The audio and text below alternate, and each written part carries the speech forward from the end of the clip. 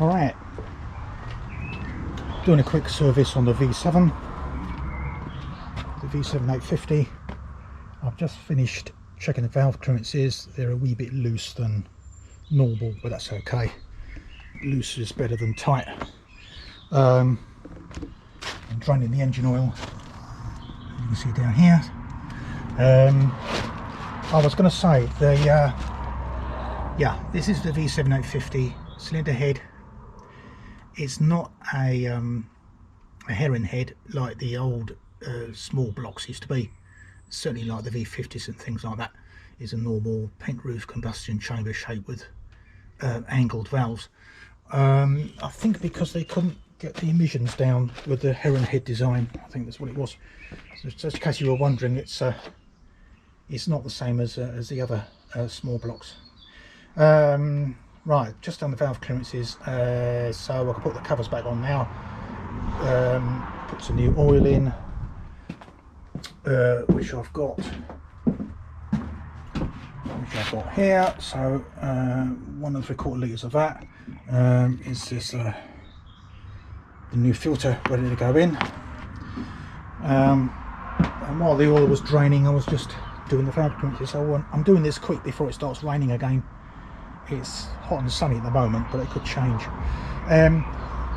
So to check the valve clearances, what I do is I use the inlet closing exhaust opening method,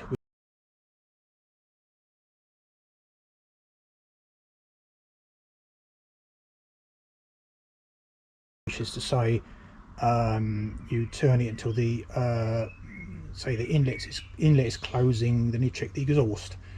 And then the other way around, when the exhaust is opening, then you check the inlet.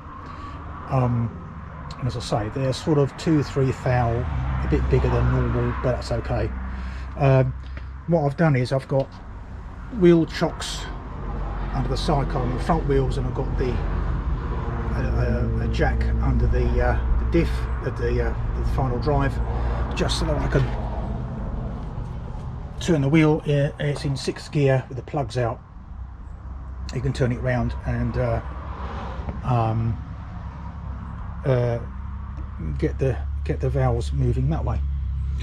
The plugs are good enough to go back. Don't know if you can focus on that. Yeah, I'll check the gap. The gap is still 30. Is it 30 thou? The colour is okay. A wee bit sooty around the edges, but you know, they'll do another. It's only 4,800 miles, so and it's only 4,000 miles since the last service, which was the 900 service. So I'm being a bit previous, changing the oil now, but nevertheless, yeah. So I've had a wash, and it's I've had a wash. It's had a wash, and I'll just put some WD-40 on it and things like that. There's a few more things to do on the checklist, like another tyres probably need pumping up. I've just checked all the lights work, and that's fine, and I'll put the oil in and see if it starts up. But anyway, that's what I'm doing today. I just want to do this quickly before it starts raining again.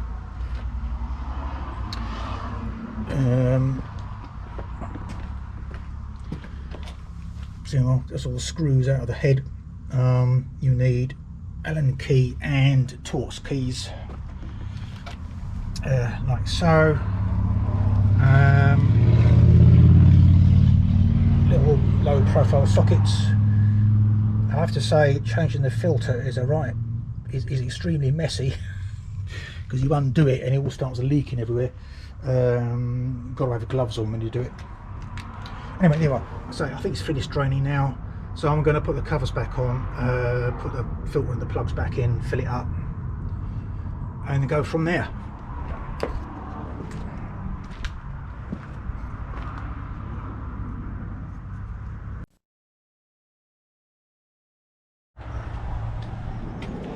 Something else I forgot to mention,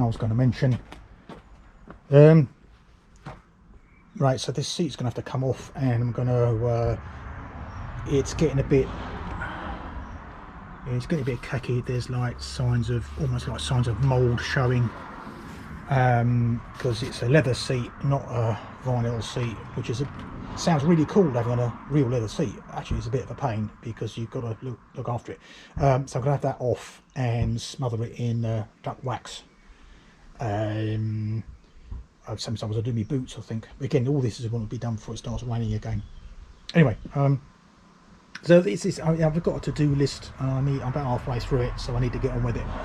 So yeah, I'll do it for a minute. Catch you later.